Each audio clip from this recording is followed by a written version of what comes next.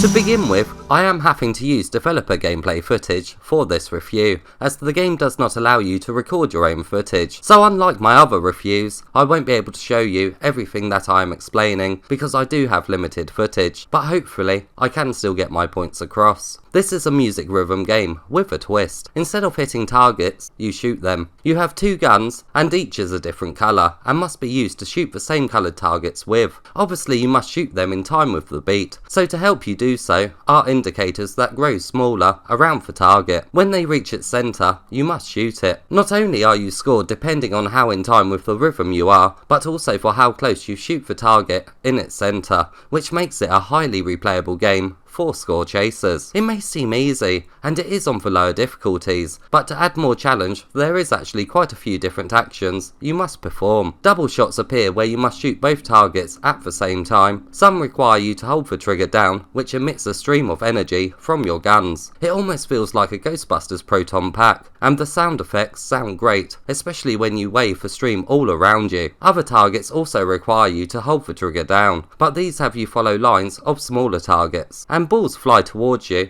that must be smacked away with your guns. These moments make it feel more like your traditional music rhythm game, as you're physically hitting something in time with the beat. A lot of thought has gone into the target sequences, and some of the most fun moments come from when 2 different targets appear at once, such as when you have a beam shooting out from one gun whilst you knock away balls with the other. Now like I said, on the first 2 difficulty settings, the game is incredibly easy, mainly because of how slow the targets move along with the sequences they appear in, but on the 2 higher difficulties, the game throws in another action for you to perform. New targets appear where you must hold your guns horizontally or vertically, depending on the type of target. This, along with how much quicker the targets move, make it a much more engaging and intense experience. Some of the songs though, you will absolutely have to learn the patterns that the targets appear in, and you will have to do so even on the advanced difficulty. Honestly, it can look very crazy at times, and almost impossible to keep up with, but when you learn the patterns and timing,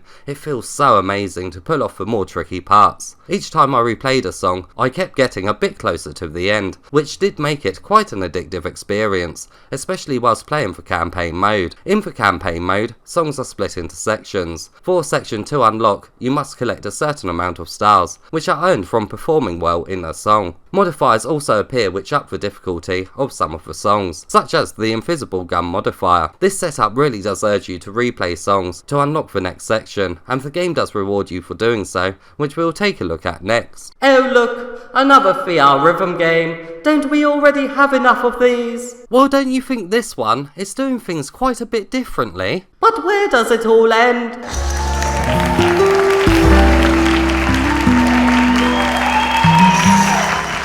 Playing through the campaign unlocks new gun designs and arenas to play in, but the campaign mode isn't the only mode on offer here. There is also your traditional solo play, where you can add your own modifications to any of the songs, and there is also a group mode, where you can pass the headset to friends, so that you can all compete for the high score. It's all presented incredibly well, and the particle effects when a target explodes really does look great, but they really are at their best once you complete a song, as loads of explosions go off at the same time. It's a great visual reward. At this rate, soon we will have a rhythm game where you play the flute. With the new hand tracking being tested on the Quest, that might actually be a possibility.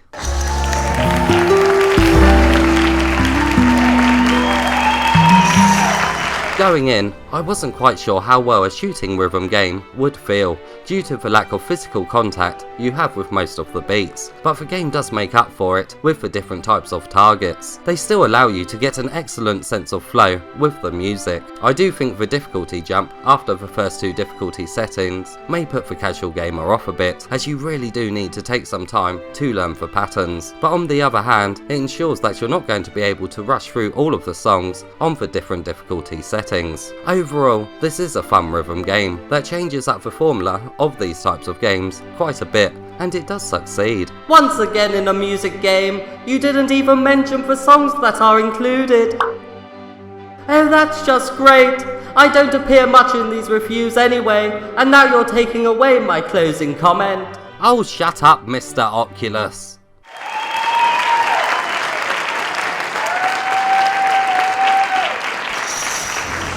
Mr. Oculus.